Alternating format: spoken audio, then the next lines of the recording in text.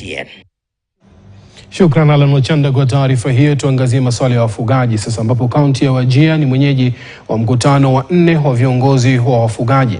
Mkutano huo unawakutanisha viongozi wa ukanda wa ufugaji zikiwemo serikali za kitaifa na kata pamoja na wadau wa maendeleo. Ni muhimu kwa maendeleo ya eneo pamoja na maendeleo ya jamii za wafugaji ambao wamekuwa nyuma kimaendeleo kwa miaka mingi.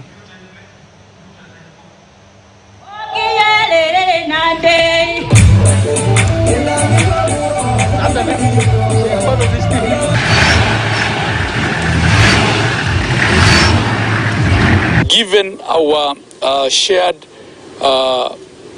both problems and opportunities across these counties, we come together to develop structured asks of development partners of the national government, and then we also share best practices. We see what it is that we've done right, what it is that we could do better. We have similar challenges, and we believe having policy makers here, having decision makers, and even as counties, now we have no excuse to say that we are marginalized. I also want to thank the government for initiating one of the largest infrastructure projects in Kenya, the road from Isiolo all the way to Mandera. The reason that there is